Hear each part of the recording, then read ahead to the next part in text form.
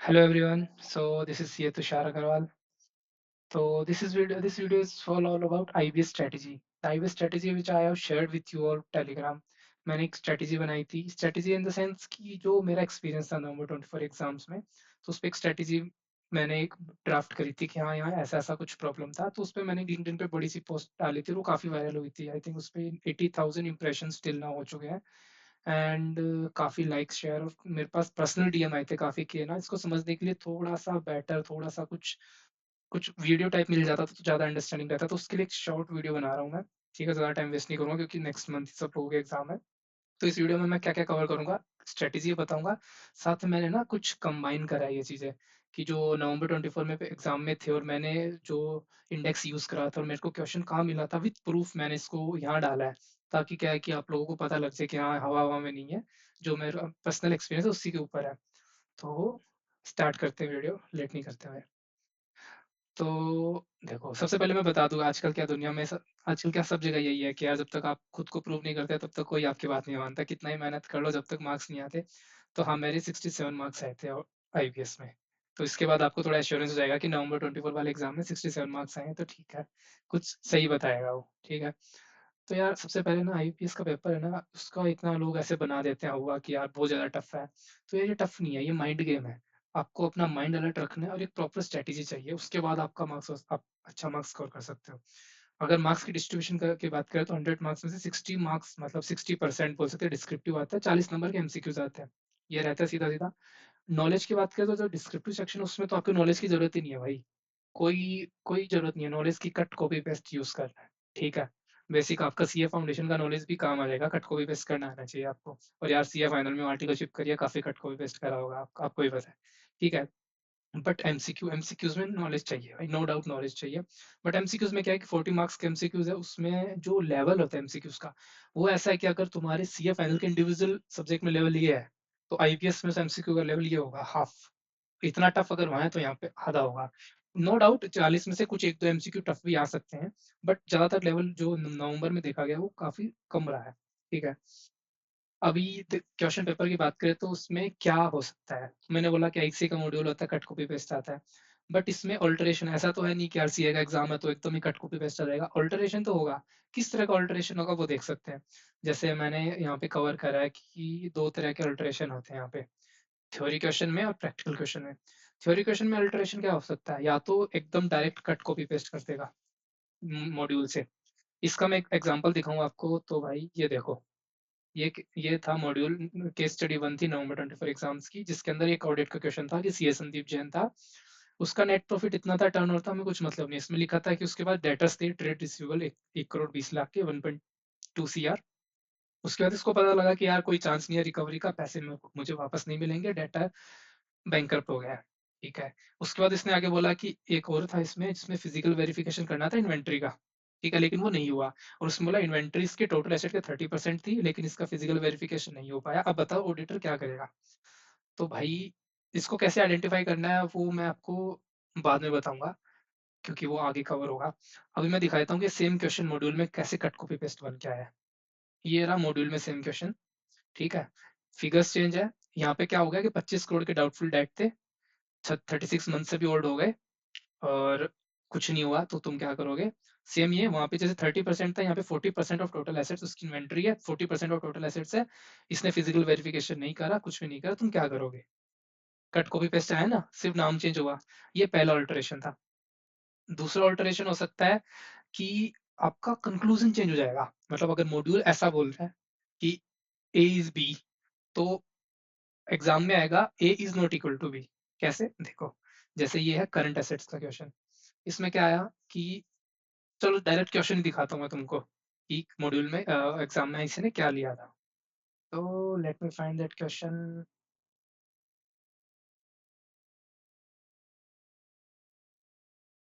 Okay, this one, conclusion change based on module. Okay, तो ये question था ऐसा। Okay, got it. ये था क्वेश्चन। इसमें क्या था कि इन्वेंट्री को ट्रेड रिसीवेबल को आप कैसे क्लासिफाई करोगे। पहला पार्ट था कि प्रोडक्शन टाइम 13 मंथ्स है, क्रेडिट पीरियड अलाउड था 15 मंथ का। ठीक है, इसके लिए पहले आपको केस स्टडी भी पढ़नी पड़ेगी। ये केस स्टडी थी बड़ी सी। इसका क्रक्स ये था कि भाई हमने कुछ क्रेडिट पे सामान लिया था, फिर हमने डिफॉल्ट कर दिया। अब आप बताओ, इंस्टॉलमेंट जो थी वो ड्यू थी 2023-24, could not paid on time, ये नेगोशिएट किया जून 24 में। ठीक है, okay, and this is the main line, it was decided between borrower and lender before approval of audited financial statement that ABC will not demand repayment of loan। मतलब मैंने breach कर दी तो repayment on demand हो गया, लेकिन मैंने उससे बात करके भाई माफ कर दे, अगली बार ऐसा नहीं होगा, ये चीज मैंने अप्रूव कर ली उसके साथ before approval of financial statement.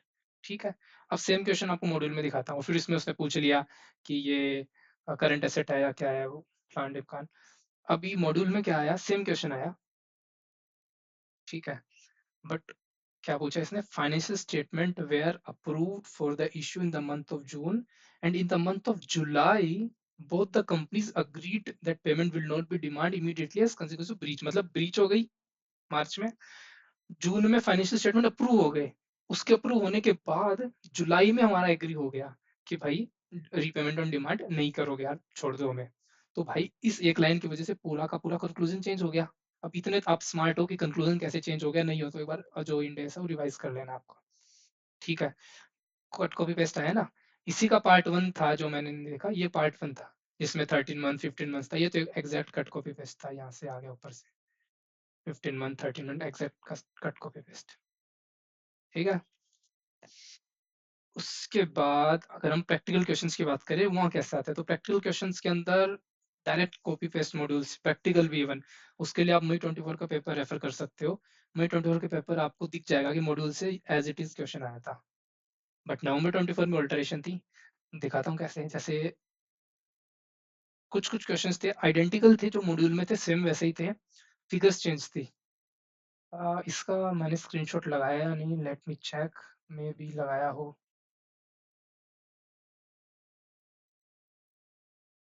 Okay, this one costing का क्वेश्चन था।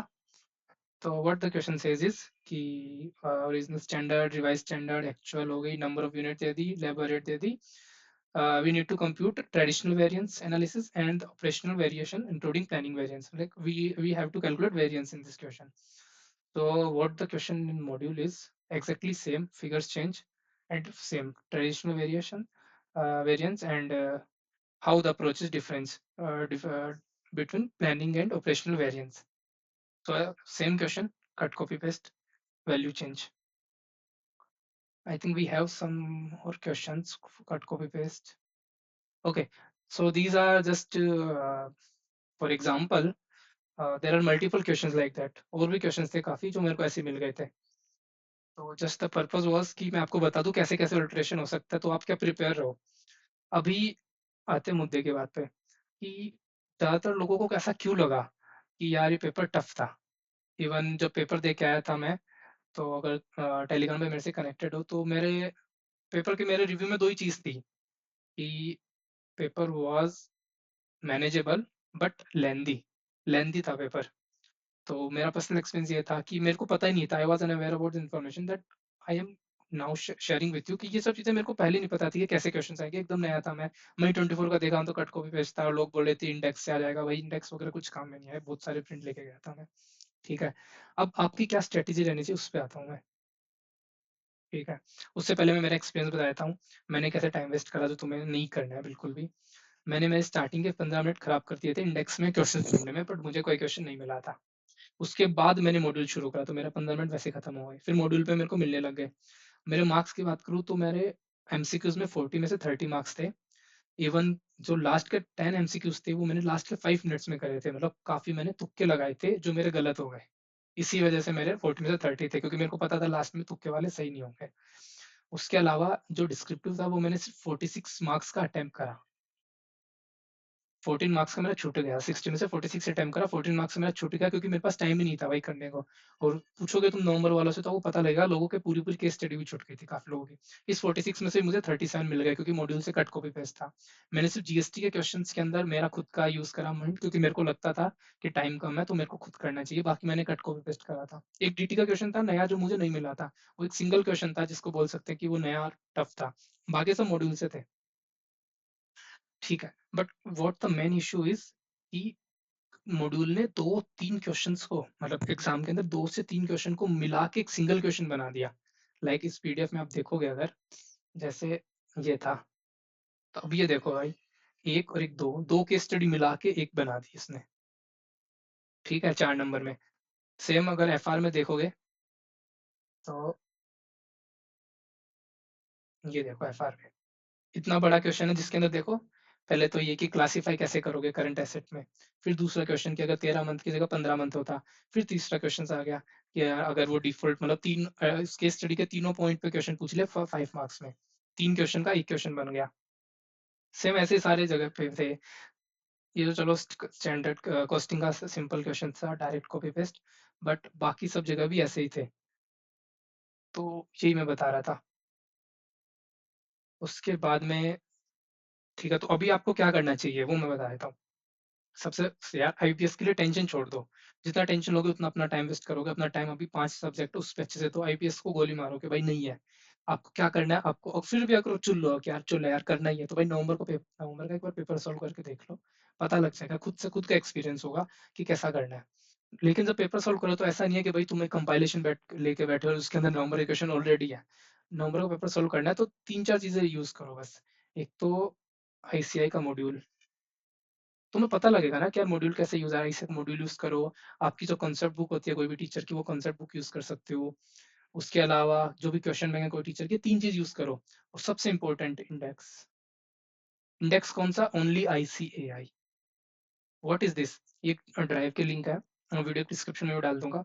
इसके अंदर आपको आईसीएआई के स्टडी मैट के टीवाईक्यू और एग्जांपल्स के इंडेक्स मिल जाएंगे चैप्टर वाइज, कैसे इंडेक्स होते हैं। हाँ, उस पे भी मैं आता हूँ कि आपको कैसे आइडेंटिफाई करना है। इस इंडेक्स के अंदर आपको हर क्वेश्चन का आंसर मिल जाएगा। अब मैं बताता हूँ कि कैसे मिलेगा आंसर। जैसे पहला क्वेश्चन था ऑडिट का, ये क्वेश्चन आ गया भाई ऑडिट का। अब इसमें मैं क्या करूँ? अब मेरे को ये क्वेश्चन पढ़ते ही समझ आ गया कि क्वेश्चन ऑडिट का है।